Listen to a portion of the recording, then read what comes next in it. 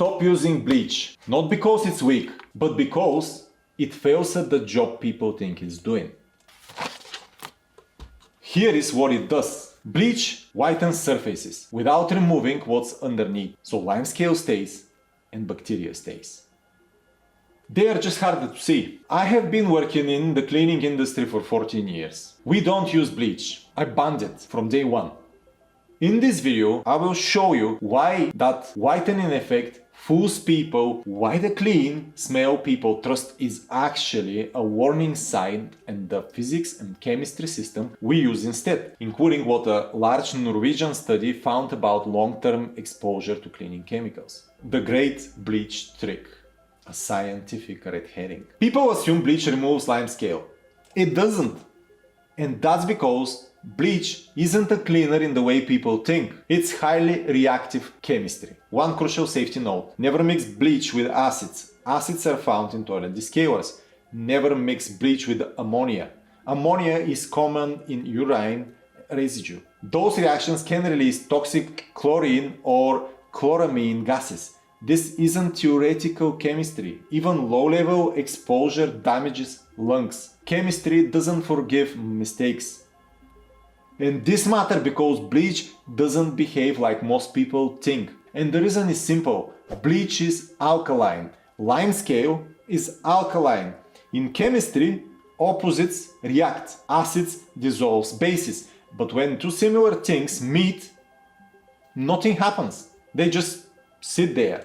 Trying to remove limescale with bleach is like trying to melt an ice cube by putting it in a freezer. You can't leave it there all day, you can use more of it, but nothing changes. In fact, the more alkaline you make it, the colder the freezer gets.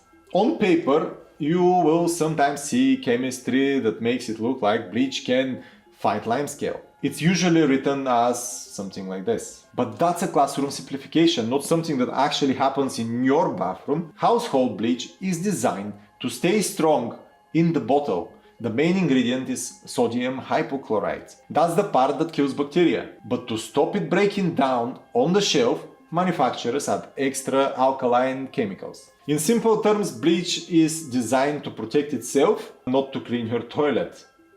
So, instead of removing the rock, which is the limescale, bleach makes the environment even worse for removing it. The limescale stays exactly where it is, and limescale isn't smooth, it's porous. Think of it like a stone sponge. Those tiny holes soak up iron, organic residue and bacteria. That's what actually turns toilet bowls brown. When you pour a bleach, it doesn't remove the sponge, it turns it white. The structure stays, the pores stays. They're just harder to see, and this is where the real problem starts. To bacteria, the scaly surface isn't dirt, it is housing. A toilet bowl covered in limescale is a 5-star apartment complex. Millions of rooms, plenty of places to hide. You pour it in bleach, it kills bacteria on the surface, the roof. But everything living inside the stone, inside those pores, is protected. Flush once and they come straight back out. So, when we say we don't use bleach, this is what replaces it. This is the 5-step system we use professionally. No routine disinfection, no cover-ups, just removal, cleaning and control. And it always starts by removing the structure bacteria live in. Step 1.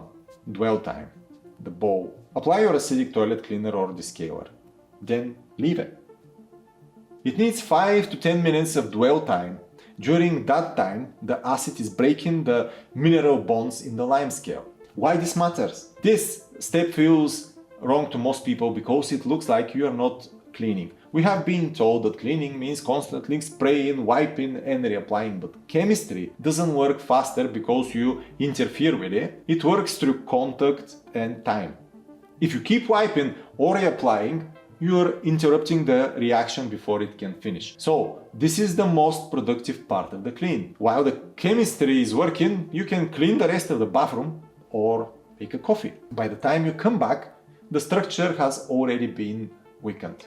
Close the lid during soaking and flushing. Flushing pushes droplets into the room and the lid reduces how much escapes. Step 2. Surfaces and high touch zones. Spray the seat Handle and the outside of the toilet with your eco-washroom cleaner. Wipe with a microfiber towel. Surfactants have two ends. One grabs water, the other one grabs grease, dirt and microbes. They lift contamination off the surface and hold it in the liquid. The microfiber cloth then pulls it away.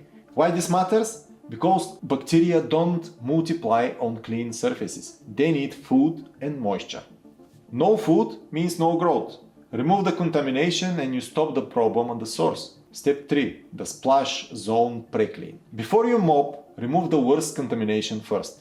Use a disposable paper towel with your eco-washroom spray. Wipe the floor and the lower walls around the toilet. Then bin the paper towel. Never flush it. Why this matters? This area gets contamination in two ways. First, splashing, especially during use and especially around the base of the toilet. Second, flushing.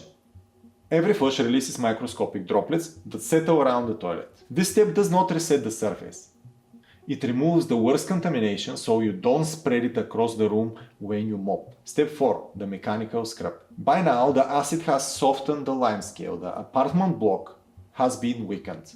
Now, you remove it. Use a toilet brush and a bit of elbow grease. You're not scrubbing hard rock anymore. You're breaking apart softened structure. That's how the pores disappear. That's how the hiding places are removed. Flush with the lid down. Why this matters? Killing surface bacteria isn't enough if the structure they live in stays behind. Once the limescale is gone, there is nowhere for bacteria to hide or grow back. Step 5. The floor mop. Mop the entire floor. Start from the furthest corners and work towards the door. Pay extra attention to the area around the toilet. Why this matters? These steps remove the last place contamination can settle and spread from. Any contamination left on the floor becomes food for bacteria. Remove the residue and growth stops naturally. A clean floor with no residue is healthier than a floor coated in leftover disinfectant. And this is the part the industry doesn't like talking about. Why these products feel so effective. Here is the industry secret behind Bleach.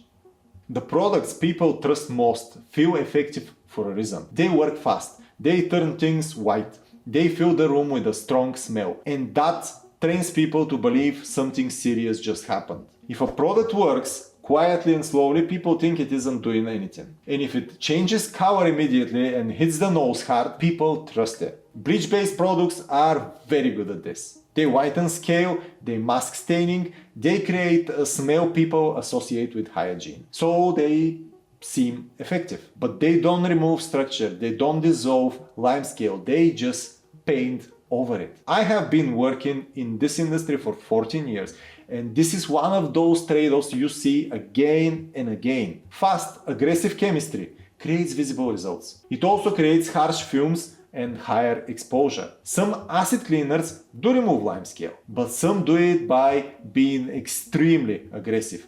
They work quickly, they also hit your lungs hard. That's why milder eco acids matter. Brands like BioD, EcoVer and Method use organic acids that dissolve limescale effectively without flooding the room with harsh fumes. You are still using chemistry, you're just using the right chemistry. Sometimes disinfection does matter. For example, when someone is genuinely ill or when there is a known infection risk. This is where people assume bleach is the safest option. It usually isn't. Bleach is aggressive. It creates fumes. It leaves residue. And for routine disinfection, it is often more chemistry than the situation requires. What matters here is the type of chemistry, not the strength of it. Your immune system already uses a very specific disinfectant. White blood cells produce hypochlorous acid. They use it to kill bacteria and viruses without damaging surrounding tissue. That's why it works well. After it does its job, it breaks back down into water.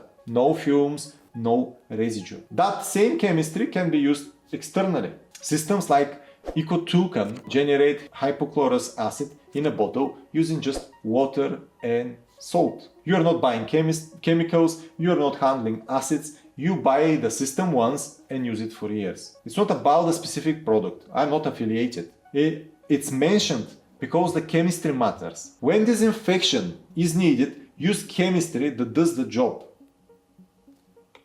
the grave problem. What happens down the drain? When disinfection is genuinely needed, chemistry matters. Not just for what it does on the surface, but for what happens after you flush. Most people assume bleach just disappears once it goes down the toilet. It doesn't. When bleach leaves your home, it enters the sewer system, full of organic matter, food, human waste, bacteria, and when bleach reacts with that material, it forms water called disinfection byproducts. These aren't cleaners, they're leftovers. Some of them don't break down easily at all. They persist, they accumulate in water waste and in living organisms.